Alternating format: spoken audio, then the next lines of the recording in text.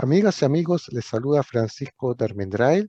Muchas gracias como siempre por seguir estas cápsulas que estoy efectuando. Y de manera especial, esta cápsula está dedicada en la Semana de las Glorias Navales, donde recordamos los sucesos del 21 de mayo de 1879, los combates navales de Iquique y de Punta Gruesa, respectivamente. Para mí es un honor presentar a continuación al profesor Marco Fernández Adriasola. ¿Cómo está, profesor? Muy bien, Francisco, gusto de saludarte y muchas gracias por esta invitación para hablar de este tema que muchas veces la gente cree que es muy conocido, pero hay aspectos que no lo son tanto. Así es. Bueno, el profesor Marco Fernández Adriasola es jefe del Departamento de Museología del Museo Marítimo Nacional de Valparaíso, a quienes también por su intermedio agradezco el espacio para que puedan, ¿no es cierto?, compartir con nosotros algunos aspectos destacados de aquella gloriosa jornada del 21 de mayo. Profesor, ¿podría contarnos desde su visión cuál fue el contexto previo a los sucesos del 21 de mayo en Iquique? Entiendo que la Armada estaba bloqueando el puerto, ¿cierto? Así es, mira, la verdad, Francisco, que hablar de todo lo previo al combate naval de Iquique, tengo que proyectarme al 5 de abril, cuando Chile declara la guerra a Perú y Bolivia, una vez que se enteran de que los peruanos y bolivianos tenían firmado un tratado secreto del año 1873, por el cual se comprometían a una alianza recíproca, una alianza mutua, contra un país que no era otro que Chile. Y esto principalmente motivado por el tema de la disputa en el norte, en la zona ahí de Antofagasta, por el salitre, y también por la preponderancia económica, tanto de Chile como Perú en el mar. Eso es porque normalmente nosotros nos preocupamos de destacar la parte del salitre, pero aquí hay algo también más importante que es la parte netamente económica y de dominio del mar. No olvidemos que Chile y Perú tuvieron una alianza para la guerra contra España, ellos se potenciaron muy bien con el blindado Huáscar y con la fragata acorazada Independencia, y Chile lo hizo con los blindados. Cuando el año 1879 se declara la guerra, Chile tenía estos dos blindados no en muy buenas condiciones. Tenían los cascos sucios, las calderas con sus tubos estaban muy malos, estaban muchos de ellos podridas, para qué hablar del carbón, que no era la mejor calidad. Por lo tanto, ¿qué hizo el comandante en jefe de la escuadra chilena, el almirante Juan William Rebolledo? Creyó que bloqueando el puerto de Iquique iba a obligar a la escuadra peruana a combatir, a levantar el bloqueo por donde los peruanos exportaban su principal salitre, su principal riqueza, que era el salitre, y eso lo llevó también a darse el tiempo para que se preocupara el Estado, el gobierno, de entregarle municiones, él por su parte preparar mejor su gente, mejor carbón, abastecimiento y todo lo que le permitiera poder operar, porque el gobierno y la opinión pública también lo estaban presionando para atacar directamente hacia el Callao. Yo he leído en diferentes fuentes, diferentes libros de la época, que se le hacen serias críticas al almirante William por no haber operado inmediatamente sobre el Callao, y él lo dice: si a mí me entrega la herramienta que estoy pidiendo para hacer una expedición, yo la habría hecho. Y ese fue el motivo por el cual él se quedó en Iquique, bloqueando el puerto con la esperanza de que llegara los peruanos a levantarlo. Lamentablemente para él no lo logró, porque tampoco él sabía que en ese momento tanto el Huáscar como la Independencia estaban prácticamente desarmadas en el Callao. Se le habían desarmado los cañones, y si los chilenos tuvieron muy poca previsión para esta guerra, yo creo que los peruanos fueron más malos en eso, o sea, estaban menor preparados que nosotros. Sí, Por lo tanto, esa es la situación que se vivía con el bloqueo de Iquique desde el 5 de abril hasta la previa del año del 21 de mayo. sí, profesor, ¿podría contarnos cuál era el estado de la Armada en ese minuto? Eh, ¿Cuáles eran los buques que estaban mejor posicionados y quiénes estaban bloqueando Iquique a todo esto? Bueno, estaba el grueso de la escuadra compuesta por los blindados que ya te mencioné, el blindado Almirante Cochrane y blindado Blanco Encalada, la corbeta Chacabuco, la Magallanes, la Esmeralda, y poco antes del 21 de mayo, no olvidemos que esto es muy importante, llega el día 11, el 10, perdón, de mayo, el comandante Arturo Prat al mando de la Covadonga. ¿Ya? Prat no olvidé, mandaba en una comisión en Montevideo, viendo el apresto armamentista que estaba preparando Argentina, porque antes de la guerra del Pacífico el conflicto era con Argentina. Prat, cuando regresa a Chile, se encuentra que la escuadra no estaba en Valparaíso, que todos sus compañeros de curso estaban embarcados, y él llega a Chile y no tenía mando. Lo nombran ayudante de la gobernación marítima de Valparaíso y posteriormente se embarca como ayudante del ministro de Guerra en campaña, don Rafael Sotomayor, y ahí logra que le den el mando de la Covadonga que estaba en preparación en Valparaíso. Él llega a Iquique y se produce toda una serie de cambios en los comandantes. Prat deja el mando de la Covadonga, asume el de la Esmeralda, que lo tenía el comandante Thompson, y a Thompson lo pone al mando del Aptao, que iba a ser con Brulote, un buque que iba a ir hacia el Callao, junto al grueso de la escuadra, iba a ingresar y se iba a hacer explotar para dañar al máximo los buques peruanos que estaban ahí.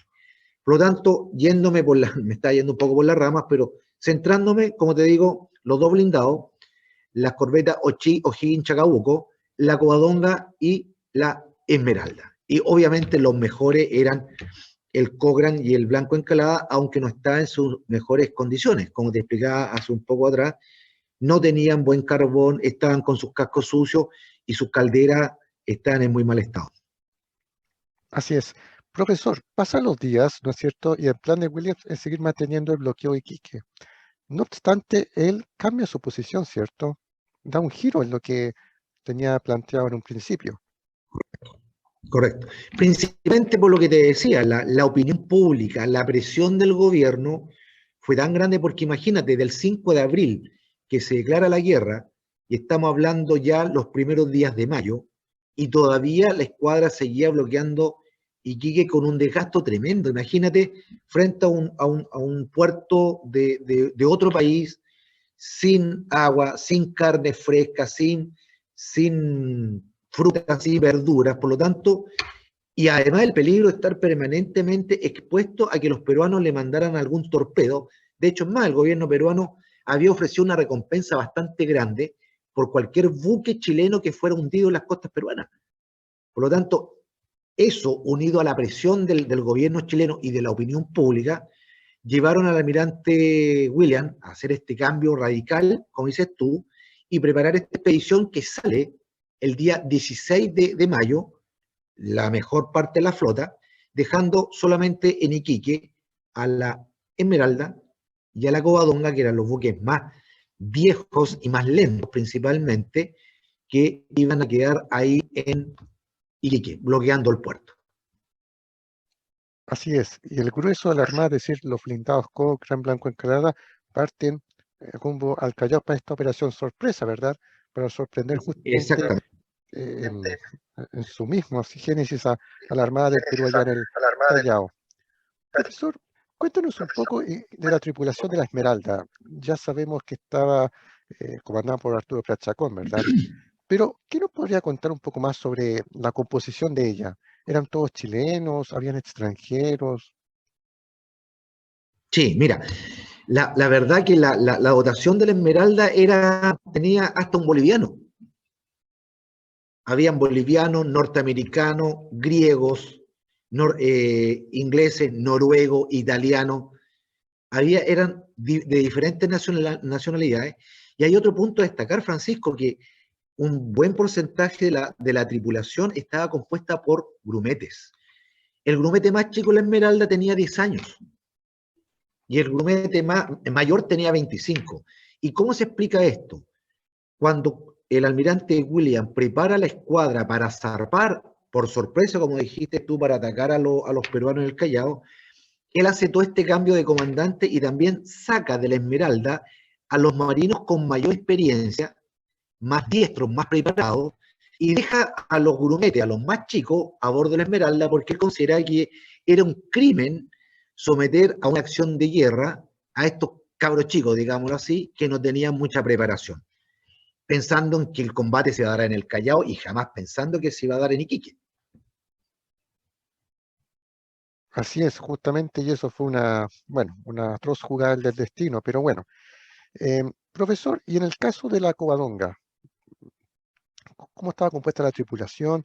Entiendo que la goleta, y es curioso, profesor, disculpe el dato, que la Esmeralda y la Covadonga se habían enfrentado en el marco del conflicto con España, ¿no es cierto? La Así Esmeralda había es. capturado a la Covadonga y ahora ambas estarían a cargo del bloqueo de Iquique.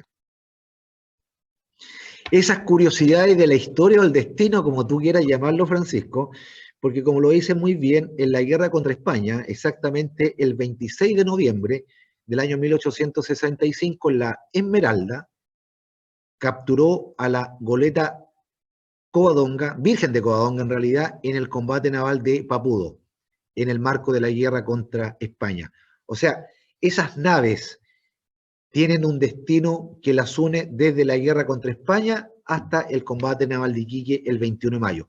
Y otra curiosidad, tanto Arturo Prat como Carlos Condel, compañeros de curso de la Escuela Naval, del curso Los Héroes, ambos participaron en la Guerra del Pacífico y participaron en la captura de la Covadonga, y posteriormente uno era comandante de Esmeralda y el otro era comandante de la Covadonga. Así es. Y llegamos a la jornada del 21 de mayo, profesor. ¿Qué pasa la jornada anterior el 20, por ejemplo, en la tarde-noche? Está la Covadonga, está la Esmeralda, entiendo que el transporte de la mar también bloqueando el puerto. Justamente. ¿Qué pasa a bordo, por ejemplo? Entiendo que hay una reunión de camaradería, ¿verdad? Que organizan en la Sí, Esmeralda. ¿Nos podría contar un poco la, eso? la, mira, delante hablábamos sobre lo que significaba un bloqueo. Estar en permanente aviso con las máquinas encendidas, con centinela, con guardia postada, viendo que no fueran a ser atacados desde costa. Pero eso era una parte de la vida a bordo. El resto ya hasta el día de hoy, a bordo de los buques, las reparticiones, siempre hay encuentros en las cámaras, tanto en la cámara de oficiales como de sargento y cabo, donde se reúnen, conversan, echan la talla, tocan violín, leen las cartas, escriben a sus familiares, y esto es algo que se ha hecho siempre, y por los antecedentes históricos que nosotros tenemos, la noche previa, o sea, en la noche del 20 de mayo, se reúnen en la Cámara de Oficiales. Prat participó con su oficial y era muy cercano a su gente, además que no eran muchos oficiales, eran poquitos. Y en esa noche habría a amenizar la jornada el guardia marina Ernesto Riquelme tocando el violín. Era un eximio violinista, era un artista. Así que de esa manera ellos pasaban esta soberana lata bloqueando este puerto en las noches, porque durante el día el tiempo se le hacía poco, porque Prat, a los pocos días que zarpó la escuadra hacia el Callao, ya se preocupó de empezar a preparar a su gente en ejercicios de artillería, incluso como tenía a bordo o tuvo a bordo un ingeniero civil, que no era marino, un caso también muy curioso, el ingeniero Juan Agustín Cabrera Gacitúa, por su conocimiento de electricidad, trató de preparar torpedos. Y eso fue lo que vio desde la costa los peruanos, que cuando estaban probando esto explosivo, lo tiraron al mar y se elevó una columna, un penacho de agua. Y lo vieron de tierra y ellos pensaron que la Esmeralda tenía una red de torpedos que la protegía. Y por eso Grau se demoró lo que se demoró en atacar a la Esmeralda, al Espolón, porque pensó, por el dato que le habían dicho, que tenía una red de torpedos que la estaba protegiendo. Claro, por eso es que el combate justamente comenzó tomando distancia al Huáscar respecto a la Esmeralda por un buen rato. Correcto. Profesor, llegamos ya a la madrugada del 21 de mayo. Justamente el vigía de la Covadonga avista dos humos al norte. ¿Qué pasa ahí? Ellos en principio pensaban que era parte de la escuadra que había quedado al Callao, pero poco andar se dan cuenta que eran el blindado Independencia y el monitor Huáscar. Correcto. Mira, la primera idea que tuvieron ellos era que venía de vuelta la escuadra chilena, pero luego le informan al comandante Condel por un tripulante que había estado y conocía los buques peruanos, y le dice, no, son los peruanos Huáscar e Independencia. ¿En qué la conoce? En el trípode, o sea, el trípode este tan característico que tenía el Huáscar hacia proa. Por lo tanto, a partir de ese momento, Condel, con bocina en mano, se pone en contacto con Prat, y Prat, que era el jefe del bloqueo porque era el más antiguo, da las órdenes y le ordena derechamente a Condell mantenerse en pocas aguas. Y ahí él prepara a su gente y viene su arenga inmortal, y cuando está en eso, un primer tiro del Huáscar cae entre los dos buques chilenos, y con eso se inicia el combate más o menos a las 8:30 de la mañana. Así es, profesor. ¿Cómo está la población en Iquique? Me imagino que ellos se abalanzaron, ¿no es cierto?, a la playa para presenciar este enfrentamiento. ¿Y qué pasó con la Covadonga y la Independencia? Mira, dos preguntas muy interesantes que voy a tratar de resumir. Sí, por favor. Bueno, hay gente que pierde de vista que Iquique era peruano en ese entonces.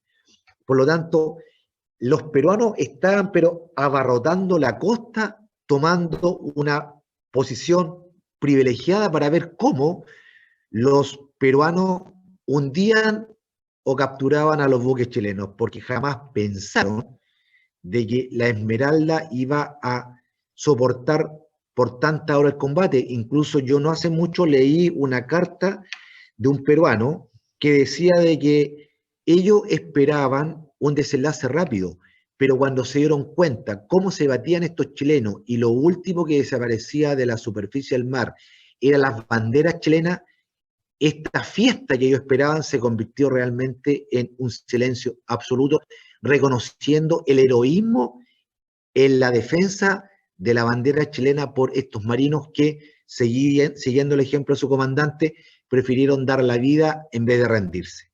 Pero eso es la parte de la Esmeralda. Tú al principio también, Francisco, dijiste algo muy cierto. Nosotros hemos sido un poquito injustos. Destacamos, reconocemos la tremenda acción de Arturo Prat, que sin lugar a dudas, si a mí me pregunta, el máximo héroe chileno, no solamente héroe naval. Por donde tú analices, Arturo Prat es un hombre, pero a cabalidad, padre, hijo, marino, esposo, profesor, etcétera. Pero hemos perdido de vista que lo que sucedió un poquito más al sur, en los bajos de Punta Gruesa, donde la Covadonga, escapando de su tremendo persecutor, que era esta fragata blindada Independencia, logró con habilidad que la siguiera pegada a la costa. El comandante Moore no entendió lo que estaba haciendo Carlos Condell, y en su tosudez por hundir al espolón a la nave chilena, vara su nave en los bajos de Punta Gruesa, y los peruanos pierden inmediatamente prácticamente la mitad de su poder naval. O sea, Iquique nosotros no lo podemos separar de Punta Gruesa, es un todo. Y este combate de Iquique y Punta Gruesa marcó un antes y un después en el desarrollo de la guerra, porque con la pérdida de la fragata blindada Independencia solamente quedó el Huáscar en condiciones de enfrentar a los blindados chilenos, y que en un primer momento, después del combate naval de Iquique, el Huáscar tenía la ventaja en cuanto a su movilidad, a su rapidez, porque los blindados no tenían buen carbón y además tenían los fondos sucios y además las calderas en mal estado. Pero no te olvides que al poco tiempo, cuando viene la captura del vapor Rímac, esto provocó un terremoto político y se tomó la política inmediatamente de mandar a reparar y a limpiar los fondos de los dos blindados, primero del Cochrane y posteriormente del Blanco. O sea, esto fue un hecho máximo desde mi punto de vista en el ámbito marítimo, en el ámbito naval, que me atrevería a decir que Iquique y Punta Gruesa marcó ya en esa fecha la victoria de Chile en el mar. Profesor, así es, justamente la idea es remarcar aquello que Punta Gruesa y Iquique son un todo en esta gloriosa jornada del 21 de mayo. No vamos a entrar mucho en detalles del combate naval de Iquique, pero sí me gustaría dejar el espacio, si usted desea efectuar algún comentario de índole, una reflexión sobre lo que dejó aquella jornada, tomando en cuenta que muchos de los que cayeron en el combate naval de Iquique, como usted dijo, eran niños, ya, si los vemos hoy día por edad, eh, en fin, le dejo el espacio por si quiere efectuar algún comentario. Bueno, mira, la verdad que serían muchos, pero de una tripulación de 201 marinos, más este civil, el ingeniero Cabrera Gacitúa, imagínate que murieron 160. O sea, y la mayoría de ellos eran niños, como tú lo dices. Por lo tanto, la verdad que cuando en Chile se supo lo que había pasado en Iquique, de este combate que duró más de 4 horas, donde el comandante La Esmeralda, un joven de 31 años, abogado, el único abogado que tenía la Armada en ese tiempo como oficial, un padre ejemplar, un marido ejemplar, un hermano, un hijo preocupado siempre de su madre, cuando se supo lo que había sido el combate naval de Iquique y de Punta Gruesa, la gente salía a las calles en fiesta, sonaban las bandas, en Concepción incluso tú sabes que inmediatamente ahí en la calle Arturo Prat fue prácticamente inmediato y una especie de clamor popular de ponerle el nombre de Arturo Prat, cuando se hacían estos mítines reconociendo y destacando la obra de Prat. Prat, la figura de Prat siguió, o sirvió, mejor dicho, para que el chileno se involucrara en esta guerra. Tú que conoces la historia de la guerra del Pacífico, sabes que cuando Chile comienza la guerra tenía un ejército profesional de aproximadamente 2.400 hombres. El ejemplo de Prat, de Condell y de sus hombres hizo de que los niños de todas partes de Chile se presentaran voluntarios en los regimientos y creándose todos estos regimientos cívicos que posteriormente fue el Chillán, el Colchagua, el Valparaíso, el Concepción, etcétera. Eran civiles como nosotros que, siguiendo el ejemplo de Prada y sus hombres, quisieron pelear por su patria. Y al final terminaron con un ejército superior a los 27.000 hombres. Y eso fue lo que marcó Prat, ese ejemplo de valentía, de cohesionar al país por un fin común que no era otra cosa que defender su territorio y luchar en este desierto que al principio nadie entendía por qué estaba luchando. Así es, profesor, y por eso en esta fecha, y no solamente el 21 de mayo, sino que todo el año hay que recordar esta gesta de Prat, porque además hay que recordar que fueron los maestros de escuela quienes comenzaron, en cierta forma, también a esta suerte de veneración, al objeto de estudio de la figura de Arturo Prat y de los sucesos de Iquique. Profesor, deseo darle las gracias por su tiempo y también agradecer por su intermedio al Museo Marítimo Nacional de Valparaíso, que entiendo conserva buena parte también de una colección de lo que fue las campañas navales de este conflicto. Sí, mira, bueno, tú lo dijiste, nosotros estamos en Valparaíso, en la antigua Escuela Naval, aquí en el Cerro de Artillería, y tenemos dos salas, una la sala Guerra del Pacífico y la otra la sala Arturo Prat, donde tenemos la suerte de exhibir a todas las personas que nos quieran visitar, desde, por ejemplo, el uniforme que perteneció a Arturo Prat cuando recién había egresado de la Escuela Naval con 14 años. Tenemos la bandera que usó la Esmeralda en la captura de la Covadonga, que la comentamos hace un ratito atrás, durante la guerra contra España, en el combate en Papudo. Tenemos el óleo, el hermoso óleo que muestra el hundimiento de la Esmeralda, el que tú tienes a tu espalda, muy parecido a ese, Mm. lo tenemos ahí donde calles. El reloj de la Esmeralda que indica la hora en que se hundió, platos, los filtros de agua de la Esmeralda, entre otras cosas interesantes, tanto de la Esmeralda como de personas que participaron tanto en el combate naval de Iquique como en la guerra del Pacífico. Los invito a venir al museo cuando anden por aquí por Valparaíso, háganse un tiempo y vengan a visitarnos. Estamos abiertos de lunes a domingo, desde las 10 de la mañana hasta las 5:30 de la tarde. Así es, he tenido el privilegio de conocer el museo, así que las recomiendo a que vayan, si pasan por Valparaíso o zonas aledañas, vayan al museo porque guarda buena parte de la historia naval de nuestro país y en lo personal espero volver pronto también a dicha institución. Profesor, nuevamente, Bienvenido a Francisco. sí, por supuesto. Así que, profesor Marco, deseo darle nuevamente las gracias por su tiempo, también extender mis agradecimientos al Museo Marítimo Nacional de Valparaíso por esta conversación. No, muchas gracias, Francisco, por tu invitación y mantenemos el contacto. Cuando estimes pertinente cualquier otra conversación relacionada con un tema del ámbito de la historia naval y marítima de Chile, a tu disposición, estimado. Muy bien, muchas gracias y que conmemoremos este próximo 21 de mayo. Que estén muy bien. Muchas gracias, Francisco, igualmente. Saludos, ¿eh? Un abrazo.